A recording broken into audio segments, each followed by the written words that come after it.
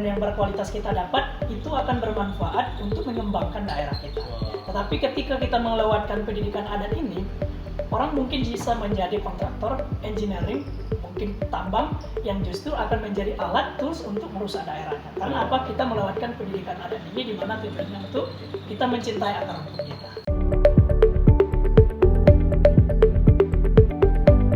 Halo Sobat Masyarakat Adat Nusantara, kembali lagi di Bersama Soma. Kali ini kita akan kedatangan tamu yaitu pemuda adat dari Pulau Mentawai, Kepulauan Mentawai ya? Ya, Mentawai. Kepulauan Mentawai, nanti kita akan ngobrol-ngobrol.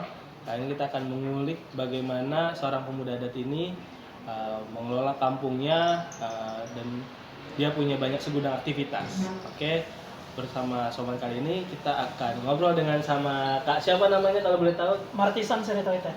Oke, kalau boleh tahu Kak Martison bisa sapa dulu teman-teman Soman yang ada di rumah kali ini. Halo, kenalkan nama saya Martison Seretoitan, asli dari Kabupaten Kepulauan Mentawai, suku Mentawai. Oke, suku Mentawai. Kak Tison, apa nih sekarang aktivitasnya nih Kak Tison? Ya, sekarang berkegiatan di Seberut di Mentawai setelah habis kuliah di Jakarta selama 4 tahun di jurusan pariwisata. Baru juga wisuda tahun kemarin Oktober dan sekarang balik ke kampung dan join di sebuah NGO yang fokus di sekolah adat. Nama NGO-nya Yayasan Pendidikan Budaya Mentawai yang fokus programnya yaitu tentang sekolah adat. Dan sekarang kita mengembangkan kurang lebih 5 sekolah adat di berbagai desa di wilayah di Kecamatan Seberut Selatan. Jadi beberapa dari kegiatan juga saya terlibat untuk produksi film tentang kebudayaan Mentawai. Wah, seperti itu. keren banget ya Kak Tison ini ternyata selain dia baru lulus kuliah, dia juga aktif di Yayasan Pendidikan gitu ya. Iya. Nah, emangnya kenapa nih Kak kalau boleh tahu Kak Tison bergabung di Yayasan Pendidikan Sekolah Adat ini untuk Mentawai? Ya, mungkin aku cerita sedikit background aku dari masa kecil aku ya, karena bisa dikatakan aku sebagai generasi yang sebenarnya generasi disconnected, generasi yang tidak terhubung lagi dengan kebudayaan itu sendiri, karena alasan berbagai kompleks story yang kami miliki khususnya di masyarakat Mentawai. Jadi aku lahir di Mentawai di Seberut itu di bagian Sekebaluan, Desa Serilogui, di mana notabene sebenarnya kebudayaan yang teman-teman lihat suku Mentawai di sana itu sebenarnya tidak ada lagi. Jadi bisa dikatakan bahkan aku dan orang tuaku itu bisa dikatakan generasi yang sudah terputus hubungan dengan kebudayaan asli suku Mentawai. Nah, di mana titik perjumpaan aku dengan kebudayaan, ketertarikanku belajar tentang kebudayaan Mentawai itu sendiri ketika aku pindah di Kecamatan Seberut Selatan.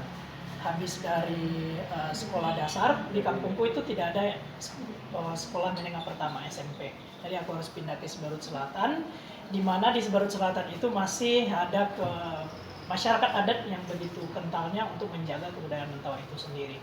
Nah, selama bersekolah SMP, SMA di sana aku kembali nih mengenal ternyata Mentawai itu kami seperti ini gitu. Saya bertemu dengan si Kere di sana dan masyarakat yang masih menjalankan praktik-praktik bertradisi berkebudayaan khususnya di Mentawai. Dan di saat itu juga saya mulai belajar, mulai tertarik tentang kebudayaan Mentawai. Nah, habis dari tamat SMA, aku tidak langsung lanjut kuliah, tapi join di yayasan yang aku ceritain tadi, sekolah adat selama 2 tahun. Kemudian bekerja di situ, membantu di bidang divisi media dan mengadvokasi kegiatan-kegiatan sekolah adat yang kami lakukan untuk biar publik tahu bahwa kebudayaan kita itu penting untuk diperkenalkan. Gitu. Jadi selama 2 tahun itu kemudian saya mendapatkan program beasiswa dari Kemendikbud, program beasiswa unggulan untuk berkuliah di Jakarta. Jurusan saya waktu itu Tour and Travel Business Management di Institut Pariwisata Trisakti Jakarta 4 tahun. Nah, kemudian baru selesai tahun kemarin di Oktober dan memutuskan untuk kembali ke Mentawai, balik ke kampung dan join kembali di yayasan di mana saya tamat SMA udah pernah di situ kembali, terus mengembangkan kembali program-program yang di sekolah adat, juga mengembangkan program ekoturism di mana itu sesuai dengan background aku kan. Ya, di Tour and Travel Business Management. Jadi sekarang memperkuat program sekolah budaya dan kemudian juga mengembangkan ekowisata lokal di Mentawai, pariwisata, pemberdayaan masyarakat berbasis komunitas pariwisata. Gitu. Jadi kenapa kembali ke Mentawai, terus apa interestnya? Jadi dengan Kompleks Stories itu saya generasi baru yang bisa dikatakan generasi Deskanata dengan budaya. Saya merasa tertarik gitu kan. Ternyata kita itu generasi khususnya bagian kami yang di Skalgon sudah tidak lagi terhubung dengan budaya. Begitu saya masuk di Garut Selatan, saya melihat akar rumput itu. Ternyata beginilah masyarakat Mentawai gitu kan. Saya menjadi tertarik, apalagi join di yayasan, dan yang menjadi persoalan sekarang yaitu tantangannya adalah bagaimana menyadarkan kepada semua generasi muda untuk mencintai, mengembangkan kita berkebudayaan, bertradisi khususnya di Mentawai ya. Karena berbagai kompleks stories di zaman Orba dan Orde Lama, praktik-praktik kebudayaan kita, masyarakat adat itu seringkali dianggap sebuah tantangan bagaimana negara Indonesia ini dibawa maju, dan bahkan di kala itu menggunakan pola-pola yang mendiskriminasi bagaimana kebudayaan kuno ini dihanguskan. Dan itu terjadi bertahun-tahun, dan yang bahkan 1 sampai 2 generasi. Dan disitulah pola terbentuknya masyarakat di Mentawai di beberapa daerah terjadi disconnected dan kebudayaan. Jadi terjadinya saya hadir di sini mewakili generasi muda yang terputus dengan kebudayaan bukan berarti tidak ada alasan, tetapi konteks stories gitu. Dan pada akhirnya sekarang pemerintah kita ada harapan sekarang generasi muda Indonesia harus mengembangkan dan melestarikan gitu kan. Ada perubahan, ada harapan. Tapi yang menjadi pertanyaan, bagaimana mungkin kita mengembalikan kepercayaan diri yang sudah sebenarnya terbentuk diskriminasi pemberangusan kebudayaan bertahun-tahun gitu. Membawa kepercayaan diri gitu lagi kepada generasi muda. Jadi itu yang menjadi tugas berat. Bukan lagi pemerintah yang sebenarnya sekarang sudah mengizinkan, bahkan mengapresiasi, bahkan menonjolkan kita bahkan di kancah internasional. Tetapi bagaimana generasi muda ini sekarang mengambil ahli gitu, tidak lagi pesimis, tidak lagi itu yang menjadi tantangannya sekarang. Dan saya kami membilang itu sebagai tantangan, tetapi juga sebagai semangat juga untuk keren. membawa suara akar rumput kita untuk diperkenalkan. Tapi kalau ngomong-ngomong ya teman-teman, mungkin nggak banyak ya orang tahu Mentawai, Siberut itu. Ada banyak kan gugus pulau di Kepulauan Mentawai itu ya. Iya. Nah, ada pulau yang paling besar itu pulau apa tuh?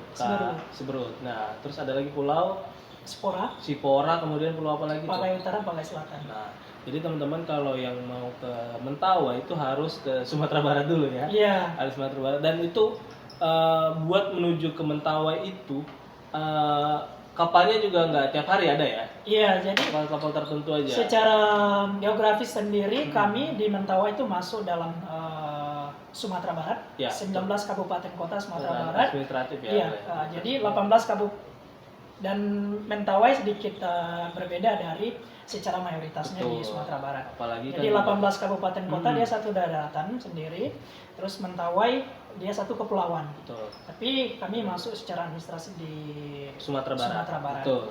Tapi perbedaannya sangat signifikan. Etnografisnya juga berbeda sekali ya. Dari berkebudayaan, berbahasa, beragama juga, dan praktik kebudayaannya juga sangat berbeda. Itu berbeda sekali dan jauh begitu. Apalagi bahasa aja gitu udah beda. Iya. Terus pakaian, terus kulturnya juga berbeda sekali gitu. Betul. Nah, sebenarnya apa sih Kak Tison yang membuat Kak Tison itu bergerak dengan teman-teman di daerah itu membangun sekolah? Ada tadi kan atas terputusnya koneksi dengan ajaran leluhur, budaya-budaya masyarakat adat begitu ya. Nah, tapi yang menjadi dasar bagaimana menggerakkan itu semua, pastikan Kak Tison punya cara-caranya. Bagaimana Kak Tison membawa teman-teman itu, karena kan pasti ada tujuan gitu kan, ada apa sih benefit buat teman-teman ketika dia mulai menggerakkan gitu kampungnya, kemudian membangun sekolah adat, pendidikan adat gitu. Ya, betul. Jadi sebenarnya kami ya, khusus generasi muda Mentawai pada umumnya bisa dikatakan di luar daripada Pulau Siberut, kami itu generasi tangguh gitu. Dibilang masyarakat generasi modern juga secara kapasitas kami nggak modern. Betul. Dibilang juga kami masyarakat adat, tetapi kami sudah terputus dengan kebudayaan itu sendiri. Tidak banyak melakukan praktek secara knowledge kami juga kami nggak paham susah. Ya. Dan secara pribadi saya sangat bersyukur bergabung dengan yayasan ini karena saya merasa spesial gitu dari generasi yang sekarang. Saya banyak belajar di yayasan ini dan sepertinya saya harus juga membuat apa yang saya pikirkan ini bisa dipikirkan, bisa dirasakan juga generasi pada umumnya di Mentawai. Jadi menjadi misi kami itu sebenarnya sederhana, itu pendidikan adat gitu. Kita pokoknya cinta dan mau bertradisi, itu sudah cukup. Karena di sini dia sederhana tetapi secara jangka panjangnya untung dan ruginya itu sangat signifikan. Contohnya seperti apa? Melalui pendidikan adat kita kan mencintai akar rumput kita mengetahui pengetahuan lokal. Contohnya sajalah cara kita kan memiliki berkebudayaan bertutur gitu. Kalau kita mengetahui cerita rakyat kita pasti mencintai daerah kita. Kita punya tanaman obat tradisional, kita punya tarian-tarian tradisional, kita mencintai bahasa lokal kita. Kita harus bangga. Terus aksesoris kita, sebatas itu kita harus mencintai akar rumput kita. Di mana pendidikan adat ini yang nantinya kita mengajar pendidikan modern, mungkin keluar Mentawai, generasi baru belajar tentang menjadi apapun lah, menjadi kontraktor, menjadi engineering, menjadi orang besar. Itu yang mana pendidikan modern yang berkualitas kita dapat itu akan bermanfaat untuk mengembangkan daerah kita. Tetapi ketika kita melewatkan pendidikan adat ini, orang mungkin bisa menjadi kontraktor, engineering, mungkin tambang yang justru akan menjadi alat tools untuk merusak daerahnya. Karena apa? Kita melewatkan pendidikan adat ini di mana tujuannya untuk kita mencintai akar rumput kita. Jadi dia sederhana tapi untung ruginya itu sangat signifikan. Teman-teman, Kak Tison ini juga belajar menjadi filmmaker ya. Belum pro tapi belajar. Oke, jadi gini, Kak Tison boleh cerita nggak tentang film yang Kak Tison garap dengan tim gitu ya? Apa judulnya, terus sebenarnya film itu menceritakan apa, dan buat teman-teman yang mau nonton itu bisa aksesnya kemana? Iya. Jadi saya bisa dikatakan background saya untuk filmmaker juga tidak ada secara teknikal. Betul. Tapi saya senang belajar ya. Itu berangkat dari suara gitu. Salah satu untuk menyuarakan dan aspirasi itu melalui media gitu. Media film atau video itu salah satu caranya. Dan awal mula saya untuk tertarik membuat film itu ketika saya membuat semacam video sorotan di program yayasan Highlight untuk kami putarkan di acara Bali International Indigenous Film Festival di Bali. Jadi aku show film dokumenter pendek tentang program yayasan kami, sekolah budaya di Bali. Dan di waktu itu ada berbagai orang-orang asing yang menjadi audiens. Dan salah satu yang tertarik itu namanya Jupiter, orang Jerman. Dan dia sangat tertarik belajar tentang Mentawai ketika dia menonton dokumenter pendek yang aku show di sana. Singkat cerita, ketika festival di Bali selesai, saya dengan Jupiter tetap keep in touch, berhubungan, walaupun dia kembali ke Jerman, aku kembali ke Mentawai. Di mana pada 2019 akhir, saya mengundang beliau untuk datang ke Mentawai secara langsung ketika ada festival pesona Mentawai, festival kebudayaan. Dan di momen itulah ketika dia datang di Mentawai, kami menginisiasi memproduksi film yang berjudul Mentawai Souls of the Forest itu. Soul of the Forest. Iya, Mentawai jiwanya jiwa hutan. Itu. Jadi dia secara background juga merupakan pengajar seni termasuk juga film. Dan saya sebagai orang lokal generasi muda di Mentawai menginisiasi untuk memproduksi film ini. Dan singkat cerita produksi itu terjadi di kunjungan pertama dia. Kami melakukan ekspedisi di berbagai masyarakat kepala suku di umah-umah di wilayah Siberut. Terus kami melakukan wawancara. Itu layaknya semacam ekspedisi. Tidak ada produksi yang begitu proper secara alat dan secara persiapan. Kami masuk ke dalam, kami izin, terus kami wawancara dan kami riset etnografer jatuhnya. Jadi kami memulai produksi film itu 2019, selesai 2022. Jadi cerita tentang film itu sendiri di bagian awal menceritakan tentang kebudayaan Mentawai itu sendiri, identitas Mentawai, dan kemudian bagaimana kekayaan resource hutan Mentawai. Dan di bagian tengah, di bagian pertengahan film menceritakan bagaimana di Mentawai. kala lama di zaman dulu, di zaman pemerintahan Orde Lama dan Orde Baru menganggap mencoba untuk memberanguskan kebudayaan.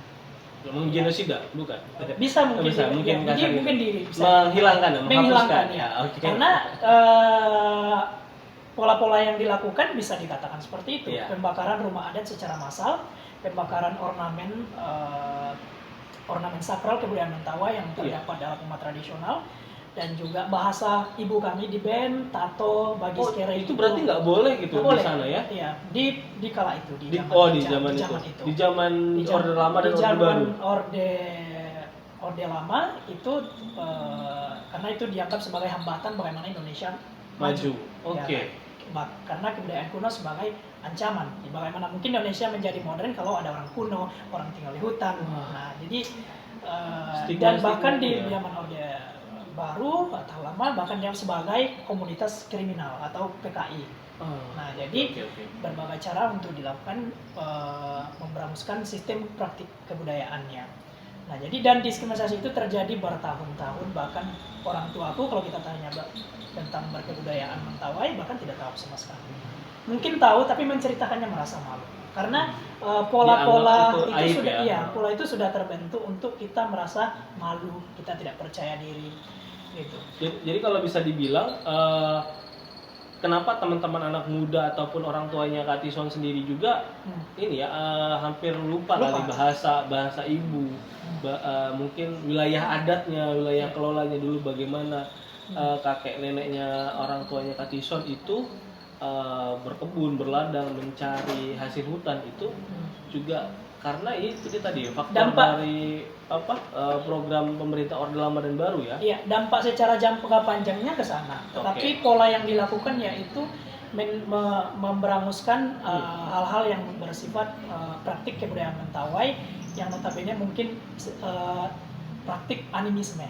Oke. Ya, di mana kala itu juga melakukan pendekatan agama, juga di mana Indonesia sampai sekarang juga tidak legalisasi praktik animisme. Gitu. Jadi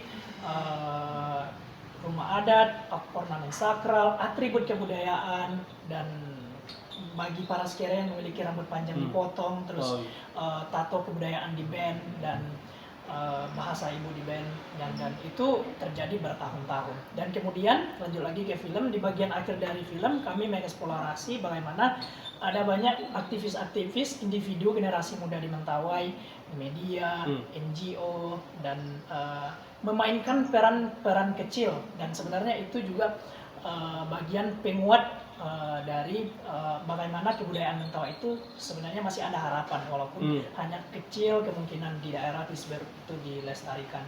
Dan di bagian akhir dari film itu diceritakan bagaimana apa yang perlu kita lakukan sekarang gitu. Kita membiarkan itu mengikis pada akhirnya hilang, atau kita melakukan sebuah terobosan yang pada akhirnya kita menyelamatkan komunitas kecil ini, bagaimana caranya gitu. Karena bagaimanapun tidak ada lagi generasi muda yang mau menjadi sekere gitu. Tidak ada lagi yang mau mengestafet orang tuanya untuk kepada generasinya menjadi sekere, di mana sekere itu Mentawai memiliki peran sentral dalam kebudayaan Mentawai gitu kan. Jadi apa nih yang perlu dilakukan? Itu menjadi pertanyaan dan tantangan sekarang. Oke, aku boleh potong sedikit. Sikire itu boleh dijelasin nggak, Kak Tison? Itu apa Sikire itu? Jadi orang atau Sikire itu orang. Aku nggak tahu ada translasi dalam bahasa Indonesia dan bahasa Inggris yang tepat. Tapi pada umumnya masyarakat misalnya asing memanggil Sikire shaman, dukun. Tetapi bagi kami Mentawai itu kurang pas. Dan di bahasa Indonesia kan dia dukun, dan itu juga kurang pas. Jadi sampai sekarang itu ya Sikire bagi kami ya Sikire. Dan Sikire itu untuk menjadi Sikire itu mereka semacam keahlian atau keilmuan khusus. Ya, karena bisa kita katakan sebagai dokter karena mereka peramu obat untuk menyembuhkan orang. Bisa dikatakan sebagai kepala suku karena mereka memiliki peran sentral dalam memimpin sebuah suku, dalam juga pesta adat dan ritual, dan juga pengambil keputusan dalam sebuah klan, sebuah umat. Jadi untuk menjadi skere pun mereka belajar Nggak kepada mudah juga ya. Ya.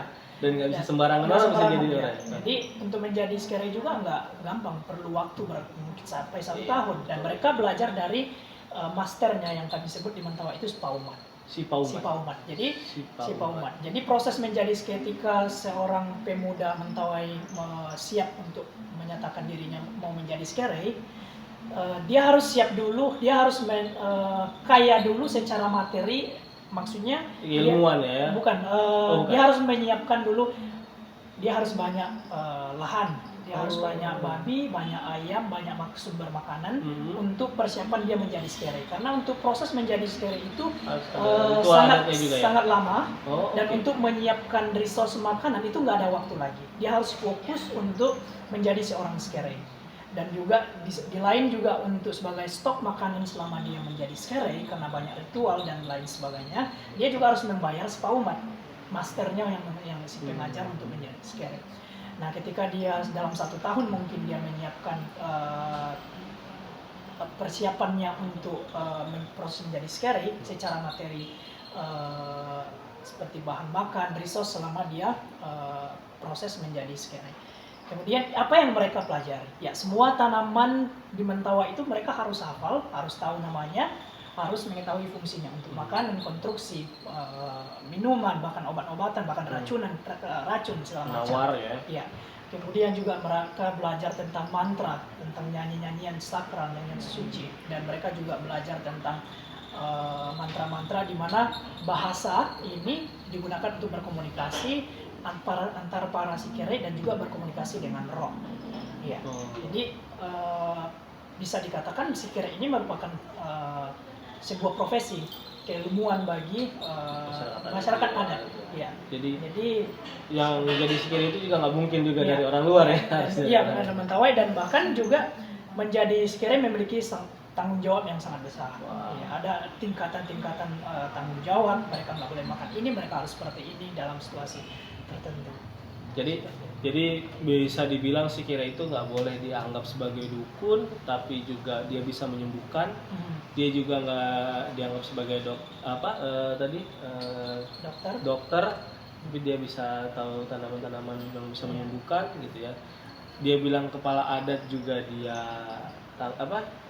kepala suku gitu ya. Ya memang tanggung jawab dia tidak bisa dianggap konotasi yang jelek ya. Tapi skere itu memang dalam bahasa Inggris pun dia dibilang shaman.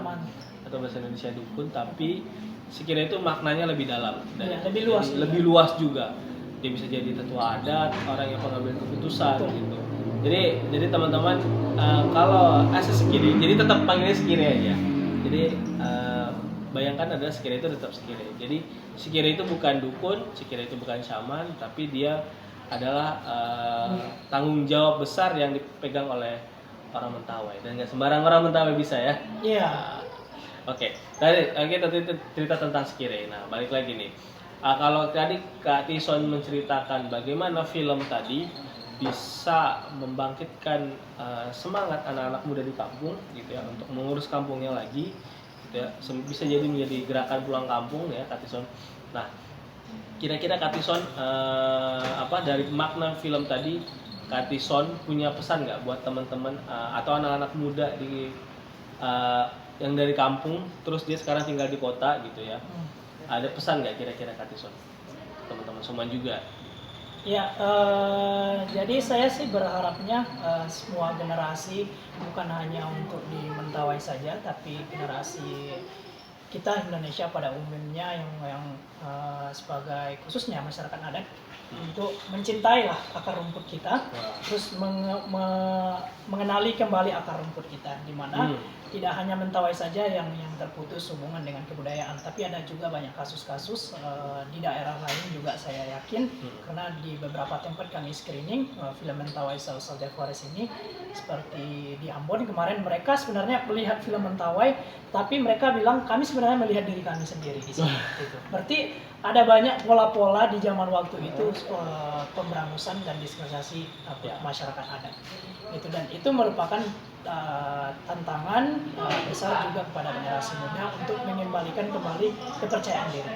Jadi harapannya semua generasi sekarang, ayo kita untuk jangan malulah untuk kembali mengembangkan, mencintai akar rumput kita, dan kita mengombinasi sekarang mimpi kita untuk mengejar pendidikan modern. Ayo juga kita menjadi orang hebat di pendidikan modern, tetapi pendidikan yang berkualitas kita dapatkan itu mari juga kita gunakan sebagai tools media kita untuk memperkuat akar rumput kita juga. Masyarakat adat, gerakan masyarakat adat. Oke, Kak Betul Tison. sih. Terima kasih pesannya Kak Tison. Mungkin kita nggak lama sama Kak Tison ngobrol-ngobrol, tapi sangat dalam. Jadi Kak Tison terima kasih sekali Terima lagi kasih. atas ngobrol-ngobrol santainya bersama Soman kali ini. Jadi teman-teman Soman untuk yang ingin berdonasi silakan klik link di bawah. Jadi bisa mendukung gerakan masyarakat adat sekarang juga. Oke, saya Firman, terima kasih. Terima kasih, sampai jumpa. Halo Sobat Masyarakat Adat Nusantara, dukung kami dengan berdonasi dengan cara klik link di bawah. Ayo jadi bagian dalam gerakan masyarakat adat sekarang juga.